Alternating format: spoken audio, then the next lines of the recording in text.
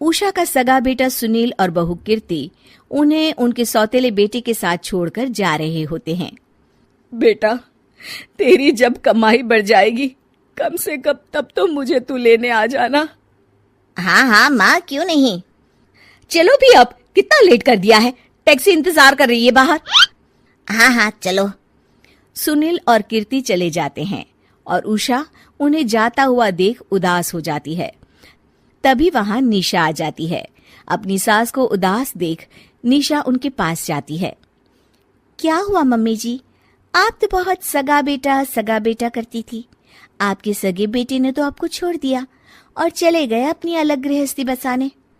देख बहू, मेरे बेटे को कुछ भी कहने की जरूरत नहीं है। मुझे यकीन है कि जब उसकी तनख्वाह बढ़ जाएगी तो वो मुझे लेने जरूर आ जाएगा। हाँ, ये भी देख लेंगे कि वो लोग आपको वापस लेने आते हैं या नहीं। तब तक तो आप भी यहीं हो और मैं भी।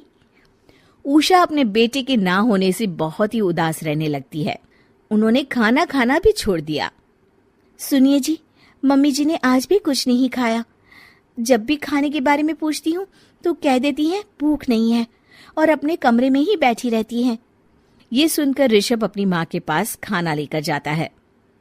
माँ, सुनील बेटा आ गया तू? ओह, तू है। माँ, मैं खाना लाया हूँ, खा लीजिए प्लीज। आप ऐसे भूखी रहेंगी तो बीमार पड़ जाएंगी। मुझे भूख नहीं है, ले जा तू खाना। ठीक है, फिर जब तक आप नहीं खाएंगी मैं भी नहीं जाने वाला यहाँ से। अरे तू क्यों जिद करता है? कहा ना मुझे भूख नहीं है। अरे मम्मी जी, आप खा भी लीजिए ना, ये कितने प्यार से आपको खिला रहे हैं, उसकी तो कदर कर लीजिए कम से कम। अरे तू क्यों बीच में हमेशा अपनी टांग अड़ाती है? ठीक है, लाओ दे दो। कम से कम खाने के बाद तुम दोनों तो इस कमरे से जाओगे। उषा खाना खा लेती है और ऋषभ और निशा ये देखकर खुश हो जाते हैं। चलो, कम से कम माँ ने खाना तो खा लिया। उषा एक दिन सुनील को फोन मिलाती है। हेलो बेटा सुनील, तू घर मिलने आ जाना बहू को लेकर। कितने दिन हो गए, बहुत मन कर रहा है मेरा। हाँ हाँ ठीक है माँ, ऑफिस में बहुत काम है, टाइम मिला तो आ जाऊंगा। सुनील फोन काट देता है। हेलो सुनील बेटा। सुनील की बात सुनकर उषा उदास हो जाती है। तभी वहां ऋषभ आ जाता है। माँ, ये देखो, मैं जलेबी लाया हूं तुम्हारे लिए, तुम्हें बहुत पसंद है ना? उषा जलेबी देखकर बहुत खुश हो जाती है। अरे वाह, जलेबी ला दे। उषा जलेबियां खा रही होती है और ऋषभ अपने कमरे में चला जाता है। देखा मम्मी जी, आपका ये कितना ख्याल रखते हैं, और प्यार सगे और सौतेले से नहीं आंका जा सकता। आपको उदास देखकर ये आपके लिए तुरंत जलेबी ले आए, यही तो प्यार होता है। ये कहकर निशा वहां से चली जाती है और उषा सोचने लगती है, शायद तू ठीक कह रही है बहू। उषा देखती है कि ऋषभ उसका बहुत ख्याल रखता है और उसे उसकी गलती का एहसास होने लगता है। एक दिन सुनील और कीर्ति घर पर आते हैं। उषा उन्हें देखकर खुश हो जाती है। और माँ, कैसी हो? अरे बहुत अच्छी हूँ।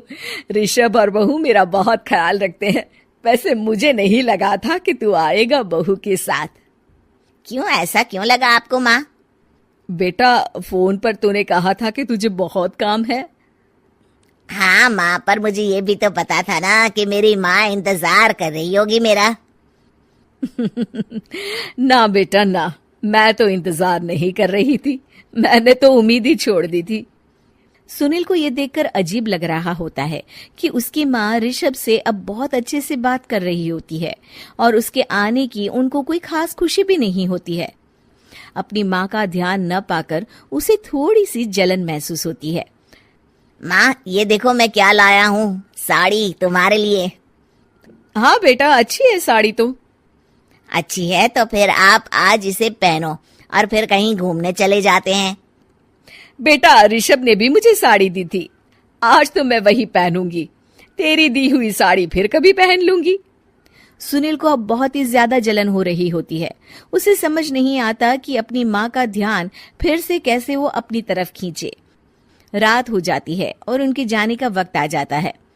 माँ, चलो अपना सामान बांधो और हमारे साथ चलो।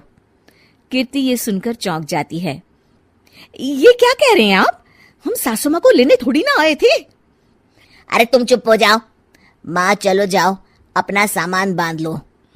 आप मेरे साथ आ रही हो, मैंने कह दिया तो कह दिया। अरे पर बेटा, तेरी तो तनख्वाह कम है, मैं तुझ पर बोझ नहीं बनना चाहती। अरे मुझ पर बोझ नहीं हो माँ, बस आप चलो ना, मैं लेकर ही जाऊंगा आपको। नहीं बेटा, अब मैं नहीं आना चाहती। मैं तो अब ऋषभ और बहू के साथ ही रहूंगी। ये सुनकर ऋषभ चौंक जाता है। ये क्या कह रही हो माँ? हाँ बेटा, मैं कहीं नहीं जाने वाली अब। माँ, अब सच में नहीं जा रही? नहीं बेटा, मैं तो तेरे पास ही रहूंगी अब, और जो प्यार मैं तुझे नहीं दे पाई वो सब दूंगी बेटा।